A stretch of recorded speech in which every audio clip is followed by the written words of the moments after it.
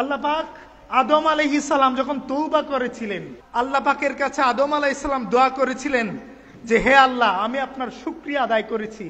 সেই শুকরিয়া আদায় স্বরূপ আল্লাহ পাক রব্বুল আলামিন 2 রাকাত নামাজকে ফরজ করে দিয়েছেন এবং এটাকে বলছেন ফজরের নামাজ।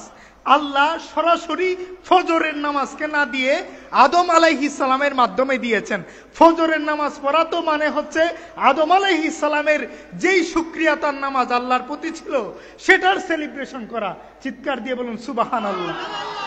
তাহলে ইসলামের প্রত্যেকটা কাজ উৎসব। বলে না যে এরা শুধু উৎসব করে, খাওয়া দাওয়া করে, আর কোনো কাজ নাই। কিন্তু মূলত ইসলামের প্রত্যেকটা কাজই হচ্ছে উৎসব মুখর। প্রত্যেকটা কাজ সেলিব্রেশনের মাধ্যমে করা হয়। জোহরের নামাজের ক্ষেত্রে আসেন, ইদ্রিস আলাইহিস সালামের নামাজকে কবুল করা হয়েছে। আসরের নামাজের সময় আসেন, উজাইর আলাইহিস সালাম যিনি 100 বছর পর জীবিত হয়েছেন, তিনি যে 100 বছর পর জীবিত হয়েছেন সেটার শুকরিয়া স্বরূপ তিনি কি করেছেন? 4 রাকাত নামাজ আদায় করেছেন।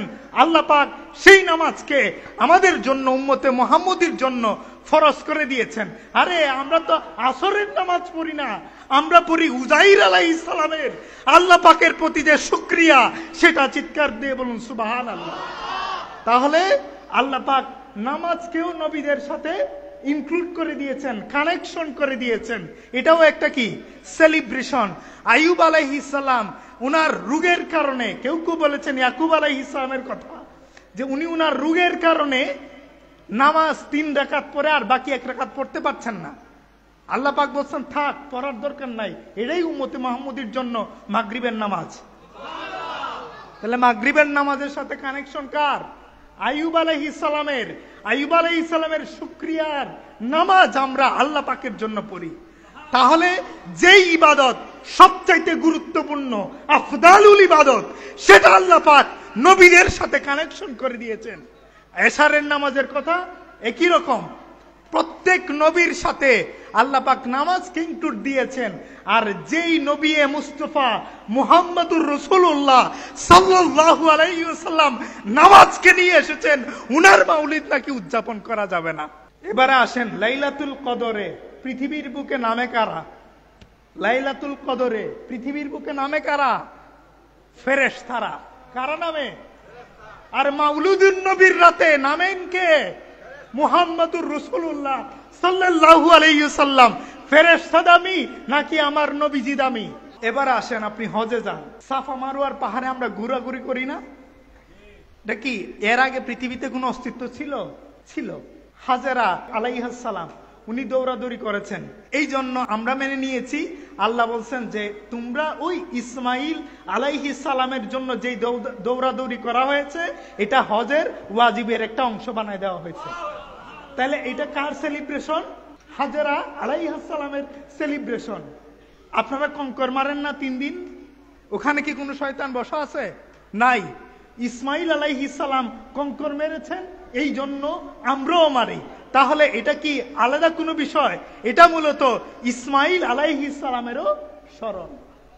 কাবা শরীফ থেকে যত ধরনের মূর্তি ছিল সমস্ত মূর্তি সরাই ফেলা হয়েছে, যত ধরনের পাথর ছিল সমস্ত পাথর সরিয়ে ফেলা হয়েছে। কিন্তু আপনারা গিয়ে হাজরে আসওয়াদের টিকি চুমু দেন।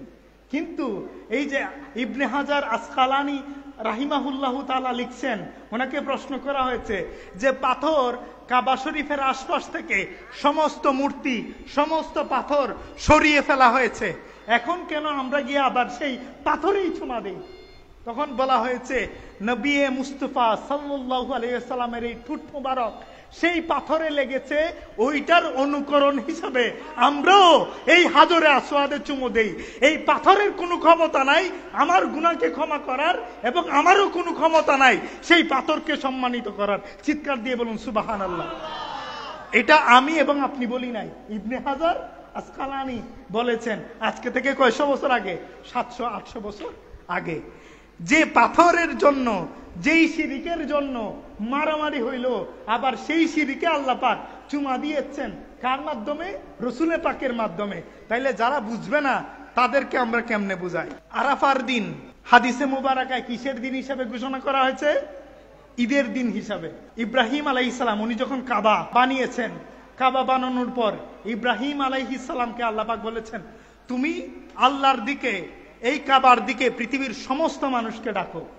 তিনি দাঁড়ালেন উঁচু পাহাড়ের মধ্যে, দাঁড়িয়ে ডাক দিলেন যে তোমরা সবাই কি করো, আল্লাহর ইবাদত করো, কাবার দিকে আসো, ইসলামের দিকে আসো। তখন সময় মায়ের পেটেও যেই বাচ্চাটা ছিল সেই আওয়াজ কিন্তু শুনতে পেয়েছে। তো সেটার উত্তর আমরা কখন দেই জানেন? আমরা তালবিয়া পড়ি না, লাব্বাইক আল্লাহুম্মা লাব্বাইক, আমরা পড়ি না? এই জবাব হচ্ছে মূলত ইব্রাহিম আলাইহিস সালামের জবাব। এবার চিন্তা করেন, ইব্রাহিম আলাইহিস সালাম 4000 বছর আগে আমাদেরকে ডাক দিয়েছেন, আর আমরা স্মরণ করছি এখন গিয়ে হজের মধ্যে। তাহলে ডাক কার উত্তর দিচ্ছি? লাব্বাইক আল্লাহুম্মা লাব্বাইকের অর্থ কি? হে আল্লাহ আমি হাজির, হে আল্লাহ আমি হাজির। তা আমি হাজির আমরা আল্লাহকে বলছি, কিন্তু জবাব কার? ইব্রাহিম আলাইহিস সালামের। তাহলে কি আমরা ইব্রাহিম আলাইহিস সালামকে অনুসরণ করেছি নাকি আল্লাহকে? আল্লাহকে। কিন্তু আল্লাহ এই উৎসবটাকে, এই আয়োজনটাকে কার মাধ্যমে সংগঠিত করেছেন? ইব্রাহিম আলাইহিস সালামের। এই যে হজের ফরজ একটা বিষয়, এইভাবে প্রত্যেকটা কাজ, ইসলামের দ্বীনি যত কাজ আছে প্রত্যেকটা কাজের মধ্যে উদযাপন আছে। উদযাপন নাই হচ্ছে এই জামাতি ওয়াহাবিদের মধ্যে। এরা মনে করে ইসলাম একটা ক্রিটিক্যাল ধর্ম। ইসলাম কখনো ক্রিটিক্যাল কোনো ধর্ম ছিল না। ইসলাম দিল কি দিল ধর্ম ছিল। কিসের ধর্ম? দিলের ধর্ম। ইসলাম কখনো দিলের বাইরে কোনো কিছু ছিল না। আমাদেরকে এখন আবেগী বলা হচ্ছে, মাজার ভেঙে ফেলা হচ্ছে, ইত্যাদি ইত্যাদি বলা হচ্ছে। মনে রাখবেন, এই বাংলাদেশের ইসলাম পুরোপুরি ভাবে আমরা প্রতিষ্ঠা করেছি, আর কেউ প্রতিষ্ঠা করে নাই। আপনি যেই দলেরই নাম নেন না কেন, গত 150 বছর আগে কারো কোনো অস্তিত্ব ছিল না। ইসলাম আমরা শিখাবো নাকি এরা আমাদেরকে শিখাবে? এই মুহূর্তে অনেক বড় বড় লেখক, গবেষক, অনেক বড় বড় বক্তা, অনেক বড় বড় শিডিউলদারি আলেমরা আমাদের মাজার পন্থীদেরকে বেদাতি, মাজার পূজারি বিভিন্ন ধরনের কথাবার্তা বলে। আমি এখানে কিছু কথা বলি, এদের কোনো কথার ন্যূনতম কোনো উত্তর না দিয়ে আমাদের যেটা কাজ, ছেলেদের মধ্যে সারা জীবন তরিকত কিভাবে কেমনে চর্চা করছেন এটা আমাদের কোনো দেখার বিষয় না। এখন কথা হলো আমরা সামনে কেমনে তরিকত চর্চা করব, এই বিষয়ে আমাদের ভাবা দরকার। আব্দুল কাদের জিলানী আমাদেরকে কাদেরিয়া তরিকা দিয়েছেন। এই আব্দুল কাদের জিলানীর যে শাখসিয়াত, যেই ব্যক্তিত্ব, যেই কথা, যেই বার্তা, এগুলা কি এমনিতেই চলে আসছে? উনি সিররুল আসরার লিখেছেন, তাফসিরে জিলানী লিখেছেন, আদাবের উপরে কিতাব লিখেছেন, হাদিসের উপরে কিতাব লিখেছেন, প্রায় 60টার উপরে শুধু মৌলিক কিতাব আছে। উনার 70,000-এর উপরে বক্তব্য আছে।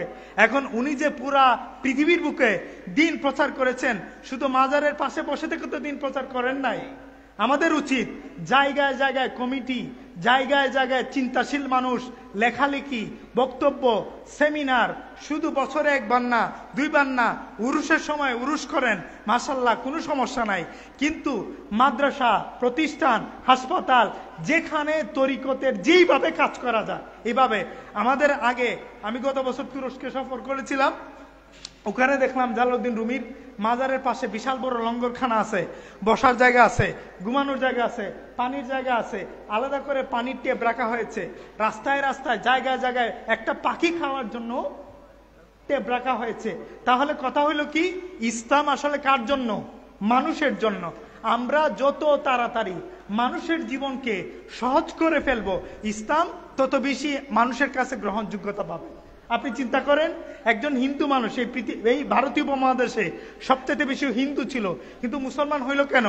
কারণ ইসলাম এসে তাদের শ্রেণী প্রথা ভেঙে দিছে, ইসলাম এসে তাদের উঁচু নিচু ভেঙে দিছে, জমিদার এবং শিষ্য প্রথা ভেঙে দিছে। হিন্দুদের মধ্যে 4টা ভাগ ছিল, সেগুলো ভেঙে দিছে। সবাইকে সমান কাতারে দাঁড় করানোর কারণে ইসলামকে সবাই অ্যাকসেপ্ট করেছে। তার মানে আমাদের যে জায়গা, আমাদের যে তাসাউফ তরিকতের মূল যেই সিলসিলা, মাওলানা জালালউদ্দিন রুমি থেকে শুরু করে, শামসে তাবরিজ থেকে শুরু করে সমস্ত যে সিলসিলা, সেই সিলসিলার আমাদের কিন্তু চর্চা করতে হবে। আর আমরা যেহেতু ওই সিলসিলা থেকে অনেক বেশি দূরে, সে কারণে আমাদের এই অবস্থা। মনে রাখবেন, কাওয়ালি করবেন, কাওয়ালি একটা উদযাপনের নাম, একটা আদর্শের নাম, একটা দিলের নাম করবেন। কিন্তু এই কাওয়ালির মধ্যে সারা বছর ডুবে থাকা যাবে না। আমাদের পড়াশোনা করতে হবে, জানতে হবে, ছেলেদেরকে ইমান, আকিদা, ইসলাম, তাসাউফ, তরিকা এইসব সবকিছু শিখাইতে হবে। যদি আমরা এগুলা না শিখাই আমাদের জায়গা বিচ্ছিন্ন হয়ে যাবে। মাকামে ইব্রাহিম, যেই একজন নবীর পায়ের ছাপ, ইব্রাহিম আলাইহিস সালামের এই যে পায়ের ছাপ, এটাকে এখান থেকে সরানো হয় নাই। অনেকেই বলা হয়তো সরানোর জন্য, কিন্তু আল্লাহ বলছেন না, এটা সরানোর দরকার নাই। আমার নবী এখানে পা রেখেছেন, উনাকে স্মরণ করবার জন্য অন্যান্যরাও সেটাকে মাকামে ইব্রাহিমকে সামনে নিয়েই নফল নামাজ পড়বে। এখন আপনি বলতে পারবেন যে আমরা কি মাকামে ইব্রাহিমকে সিজদা করি? বলতে পারবেন? আমরা সিজদা করি কাকে? আল্লাহকে। কিন্তু আমাদের সামনে তো মাকামে ইব্রাহিম।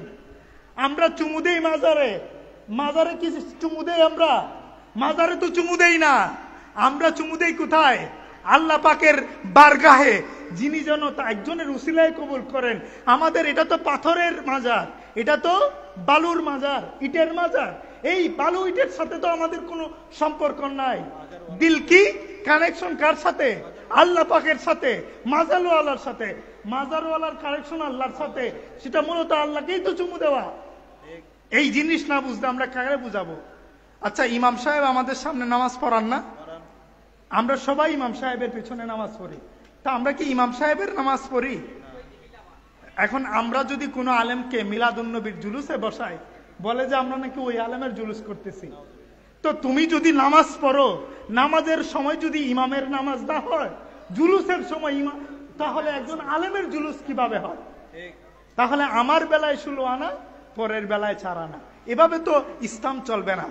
সব জায়গায় হক মানে হকের মতোই থাকতে হবে। এবারে আসেন জিকির। এই যে আমরা মাজারে যাওয়ার যে বিষয়টা, এই যে রসুলে পাকের মাউলিদ শরীফ উদযাপনের বিষয়টা, এটা আসলে কি জিনিস? এটা এক ধরনের জিকির। এখন জিকির যারা বুঝবে না, জিকিরের মাহাত্ম্য যারা বুঝবে না, তারা এই জিনিস কখনো তাদের মাথায় ঢুকবে না। এবার আসেন, জিকির শুধু মুখে উচ্চারণ করার নাম জিকির না, দিলে বলার নাম জিকির না, শুধু জিকির না। এটা এক ধরনের জিকির। মুখে বলা এক ধরনের জিকির, অন্তরে ধারণ করা এক ধরনের জিকির, হাত দিয়ে কোন একটা কাজ করা জিকির। কিন্তু এর চাইতে বড় জিকির হইল মাজার। এর চাইতে বড় জিকির কি? মাজার। এর চাইতে বড় জিকির হচ্ছে মদিনা শরীফ।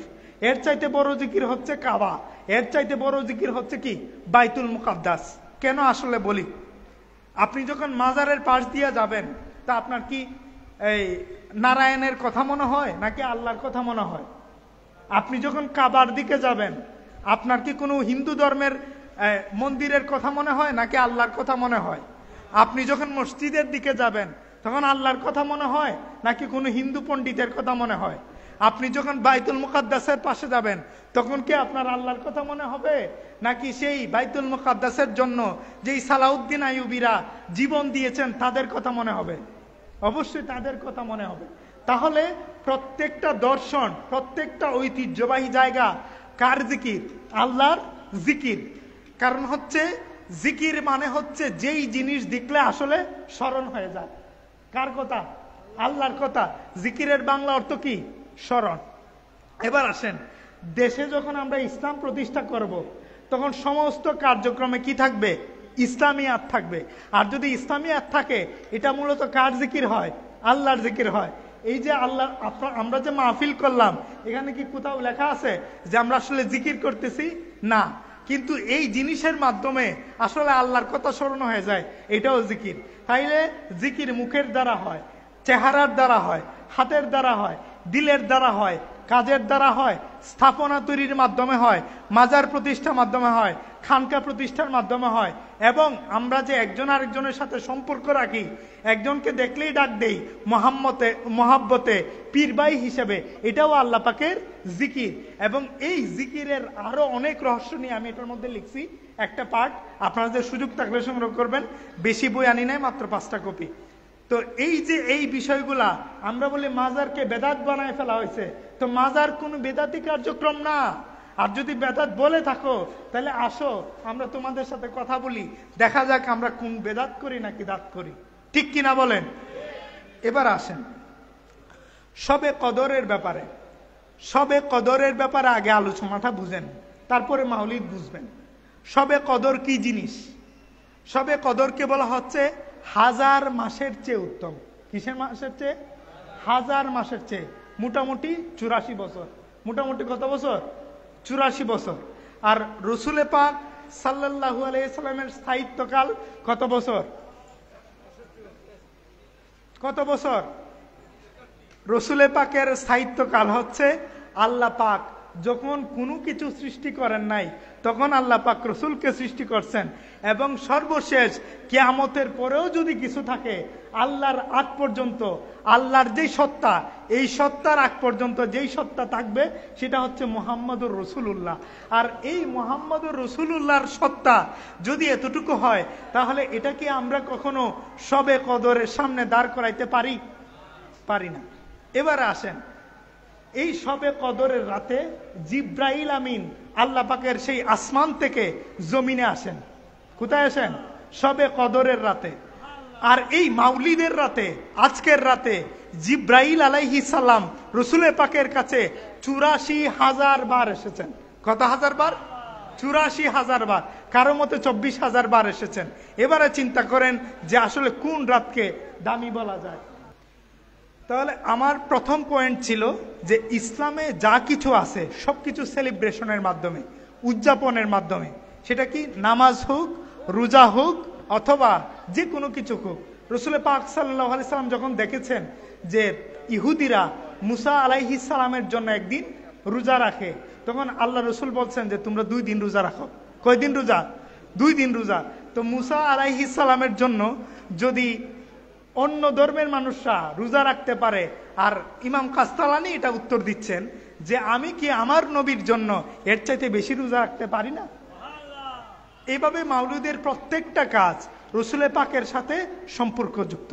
আল্লাহ পাক যেন আমাদেরকে তৌফিক দেন, এবং এই মাউলিদের যত ধরনের ইবাদাত, বন্দিগি, ফয়ুজাত এবং রহমত এবং রসুলে পাকের দ্বীনের যে ফায়সালা পৃথিবীর বুকে যেন প্রতিষ্ঠা হোক। সবাই বলে আমিন। ওয়া আখির দাওয়ানা আনিল হামদুলিল্লাহি রাব্বিল আলামিন। আসসালামু আলাইকুম ওয়া রাহমাতুল্লাহ।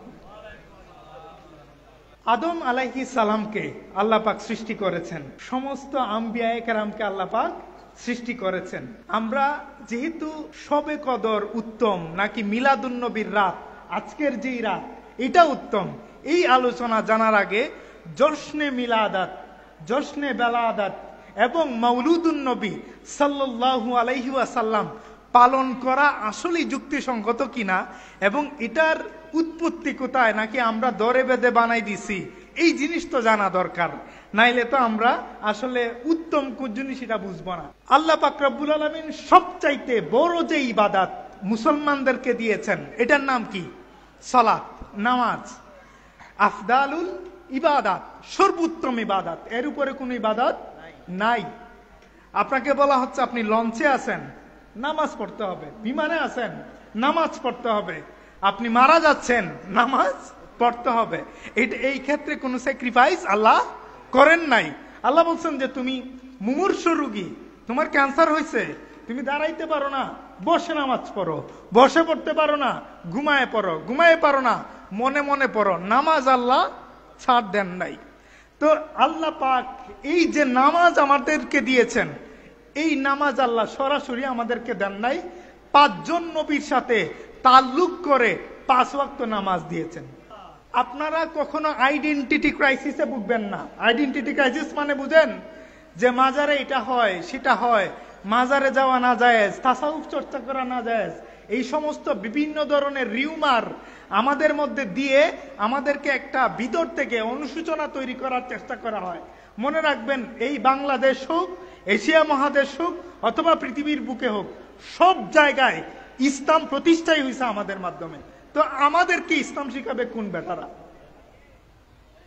তাহলে আমরা আমাদের যা কিছু বলবো দিল থেকে বলবো।